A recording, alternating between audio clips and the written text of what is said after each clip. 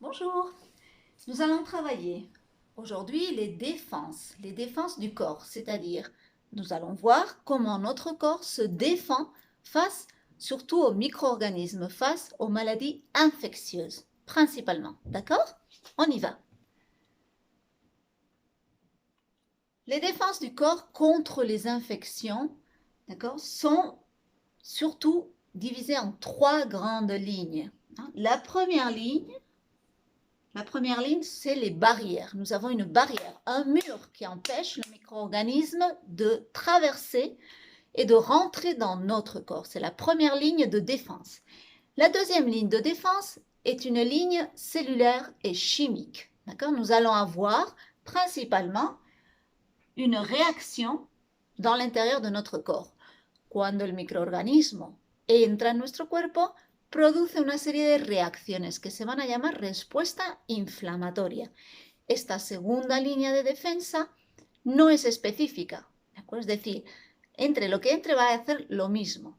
Sin embargo, es muy importante, sobre todo para las primeras etapas de una infección. ¿Vale? Frena enseguida el agente infeccioso, si lo consigue, claro. Et la troisième ligne, c'est ce qu'on appelle la réponse específica, es la respuesta específica. Ahí, en ese momento, entra, por así decirlo, la artillería pesada de nuestro organismo. Entra la policía ya fina, ¿de acuerdo? La policía del FBI, por así decirlo. Ellos van a localizar quién es y van a hacer un ataque masivo contra ese microorganismo. Y además tiene una ventaja y es que tiene memoria. Es decir, se quedan con la foto del criminal y la siguiente vez que intenta entrar, como ya saben quién es y le tienen fichado, enseguida les terminan. No le dejan ni la posibilidad de reproducirse. D'accord?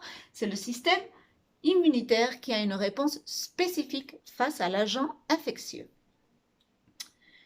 Nous allons voir, ici vous avez un résumé avec la première ligne, la deuxième ligne et la troisième ligne. C'est de ces trois lignes que nous allons parler. Aujourd'hui, nous allons surtout parler de la première ligne de défense. C'est ce qu'on appelle les défenses externas, las defensas externas, los métodos de barrera que también se llaman, ¿de acuerdo? Defensas de barrera. Son básicamente la piel, las secreciones. ¿Qué es una secreción? Pues todo aquello que expulsa nuestro cuerpo, las lágrimas, la saliva, por ejemplo, el sudor, ¿vale? Todo eso son secreciones, el moco, y también los enzimas, una barrera química que tenemos, ¿de acuerdo? Que también nos protege contra estos microorganismos. Por ejemplo, en la saliva hay unas enzimas que matan ciertas bacterias. En las lágrimas hay una enzima también que se llama lisocima que mata las bacterias, las destruye. Y eso permite que nuestros ojos, aunque están húmedos y son golositos para los microorganismos, pues no los tengamos continuamente infectados, ¿de acuerdo? Los tengamos sanos en general. Hasta que te da una conjuntivitis. Pero hasta ahí los tienes bien, ¿vale? Donc, nous avons ces barrières. En quoi consistent les barrières? Les barrières consistent à empêcher, à impedir, que le micro-organisme rentre dans notre corps. ¿D'accord?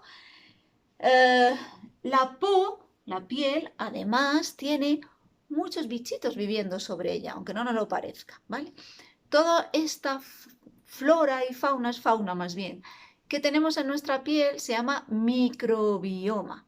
Y son bacterias, sobre todo bacterias, y también hay algún ácaro, algunas otras cositas, y elles sont bénéfiques pour notre peau, d'accord? Son beneficiosas.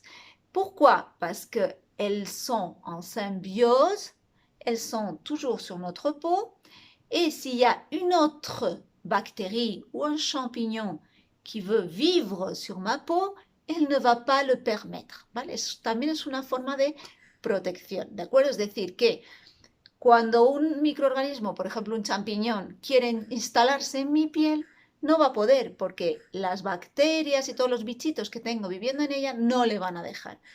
Por eso a veces pues se cogen champiñones en la piscina o demás donde la piel ya está como muy estropeada del cloro, del exceso de humedad, ¿vale? Y nuestro microbioma está afectado. Y entonces ahí nos entran infecciones, ¿vale?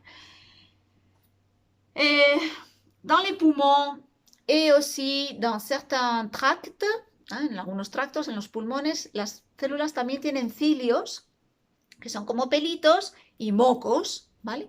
Que lo que hacen es envolver, ¿vale? Los mueven, los envuelven a todos los microorganismos en esa masa gelatinosa que son los mocos, ¿vale? Y los van expulsando hacia afuera. Los cilios hacen así, los van expulsando, ¿vale? O saldrán por la nariz o bien nos los tragaremos involuntariamente, ya hemos hablado de eso.